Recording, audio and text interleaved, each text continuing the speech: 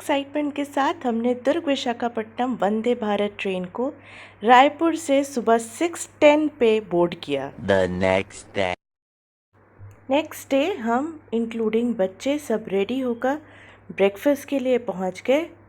By God's grace बच्चों ने भी फूड को बहुत एंजॉय किया A few moments later, और सब ने सब कुछ एंजॉय किया। 2000 years later, It was a widespread breakfast counter including both north and south different type of cuisines।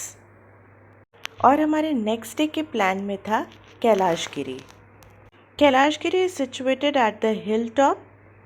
बहुत ही खूबसूरती से ब्यूटी ऑफ नेचर को डेवलप किया गया है यहाँ पर, और हमें ऐसा बताया गया था कि इस पॉइंट से आपको पूरा विशाखापट्टनम शहर दिखाई देता है।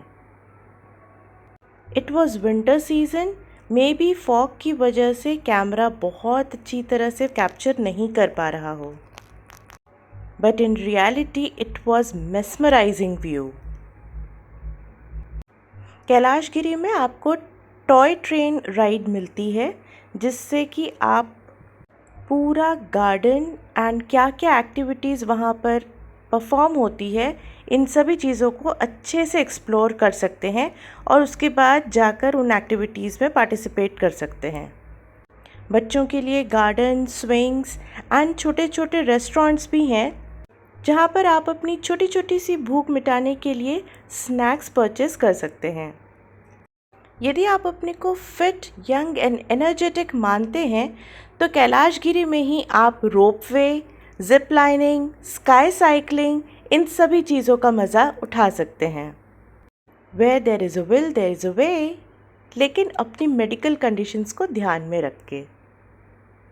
एक्चुअली इस पूरे ट्रिप को हमने किड सेंट्रिक ही रखा था और इसलिए हमने पहले ही वो सारी जगह सिलेक्ट कर ली थी जहाँ जहाँ हमें विज़िट करना था।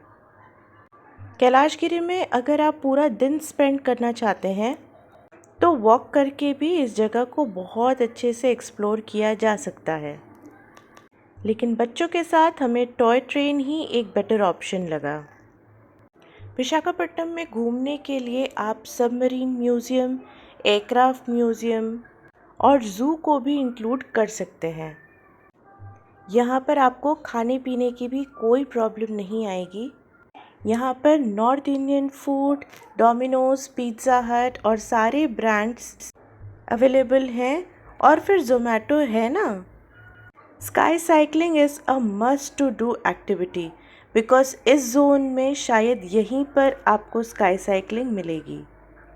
ये सारी एक्टिविटीज़ मैंने शादी और बच्चे दोनों से पहले ही कर रखी हैं, इसलिए ज़्यादा ध्यान नहीं दिया।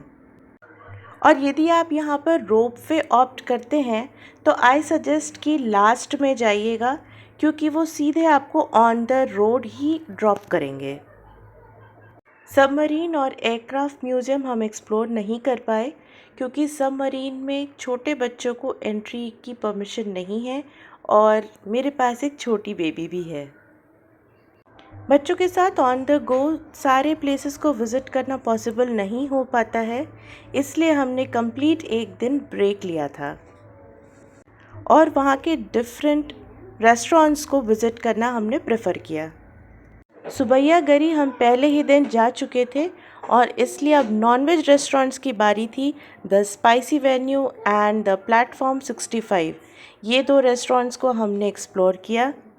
And yes, I highly recommend these two restaurants to have a different level of experience. इनके क्लिपेट्स आपको आने वाले वीडियोस में ज़रूर देखने मिलेंगे एंड आई होप कि यहाँ की स्पेशलिटी का पता आपको खुद ही लग जाएगा। मेन अट्रैक्शंस बीचेस तो हैं ही विशाखापट्टनम में, जिसके वीडियोस भी मैं जल्द ही लेकर आऊँगी।